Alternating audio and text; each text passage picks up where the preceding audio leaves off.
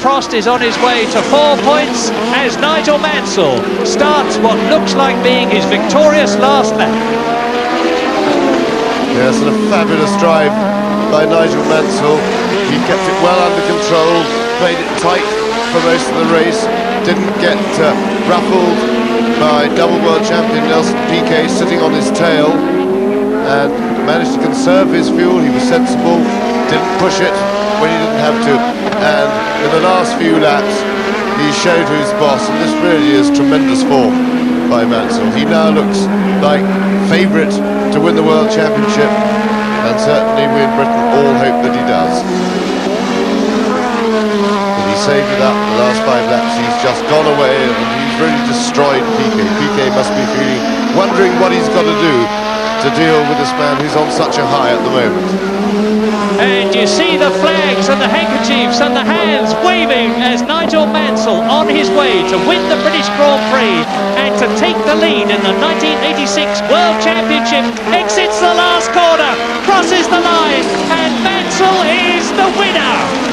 Great stuff, wonderful drive, a magnificent drive in the spare car, and Mansell, who is dominant in terms of his mental approach at the present moment, has got the winning car. He's extended the Williams Constructors' Championship lead, and the crowd is on their feet.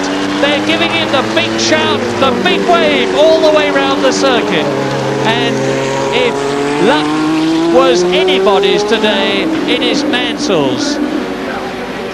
I say that because he needed the luck after failing to get the car round the first lap at racing speed when the race first started, and he's turning in now, and there's going to be an absolutely ecstatic reception.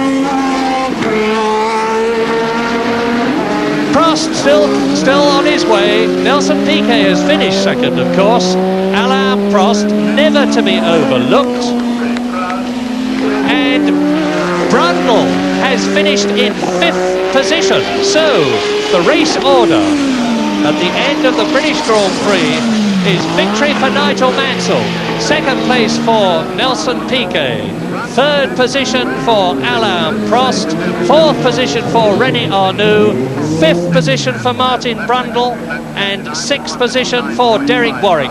3 British drivers, and there are 2 of them, Mansell and Brundle, congratulating each other in the first 3. And Mansell looks to me, indeed he's fainting, I think. This is the way he was at Dallas, you remember, when he pushed in the Lotus, but Mansell's had a very hard race and he looks a bit groggy. Yes, it is terribly hard physically. He's very tired indeed, but I don't think he'll mind too much about that. I think he should just be very happy and very proud of an excellent drive. He's given it everything. He sat down, but believe me, it is very much like marathon running. People don't think that driving a Grand Prix car, well, they think it's like driving an ordinary car, but believe you me, it's not. Nigel Mansell will have given everything he's got physically. He'll be dehydrated, drained.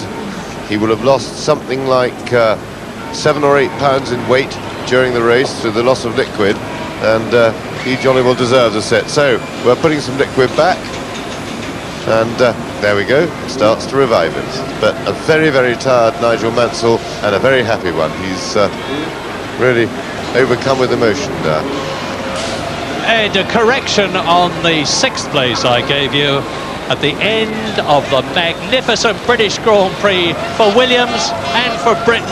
Nigel Mansell the winner, Nelson Piquet 2nd, Alain Prost 3rd, René Arnoux 4th, Martin Brundle 5th, and his teammate Philippe Streff 6th. And the World Championship positions then are that Nigel Mansell now leads for the first time in his career with 47 points. Down to 2nd goes Alain Prost with 43. In 3rd position, Ayrton Senna, and it's an exhausted Nigel Mansell. Well done! The crowd is roaring its approval.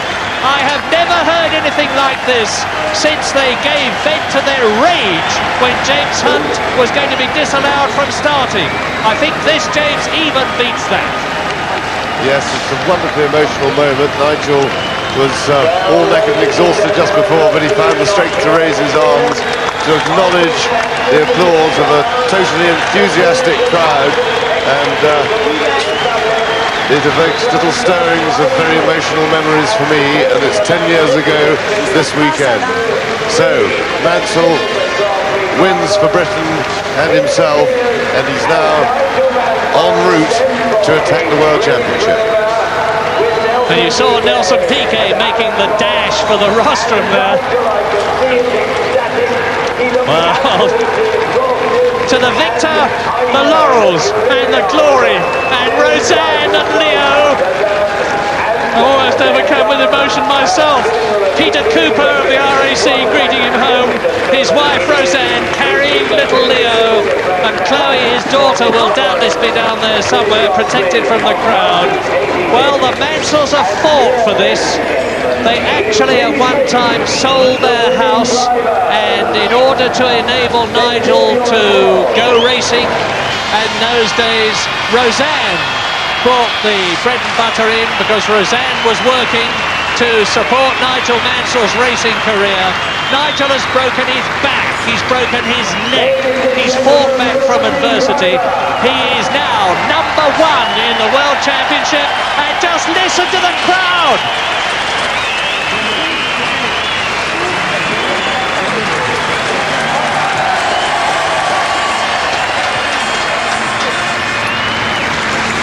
And there is that magnificent Shell Oils crystal bowl, and now Nigel can put one at each end of his dining table at Port Erin in the Isle of Man, because he's got the one that he won here at France at the European Grand Prix last year, and now this magnificent twin to add to it.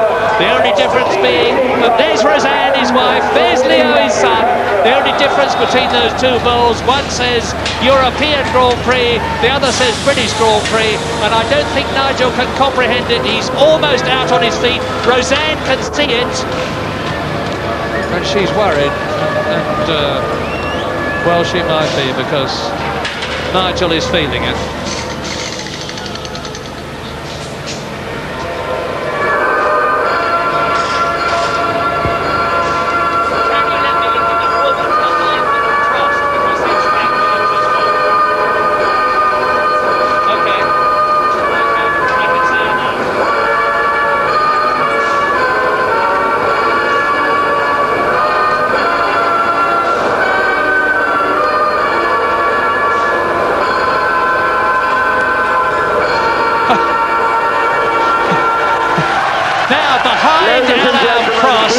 The woman is Ginny Williams. You'll just see her in a minute, I expect.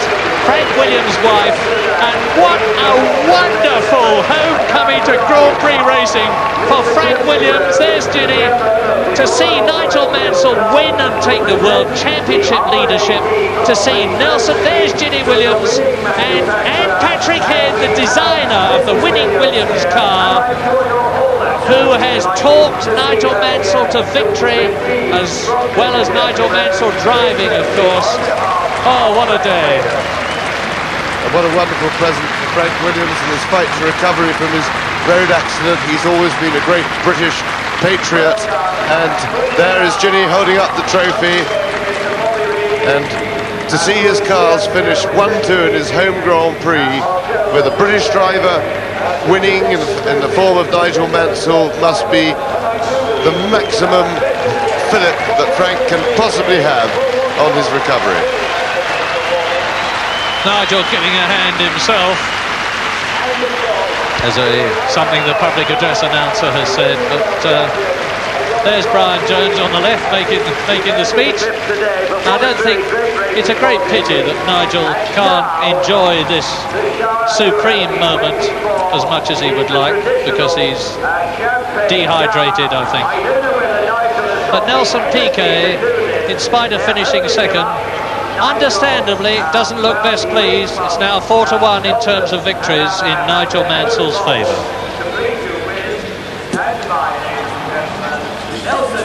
Now, as the traditional champagne spraying happens, I say again, this has been Nigel Mansell's day. This has been Williams's day, with Nigel Mansell winning, Nelson Piquet second, Williams extending their lead in the Constructors' Championship, and Nigel Mansell leading the World Championship.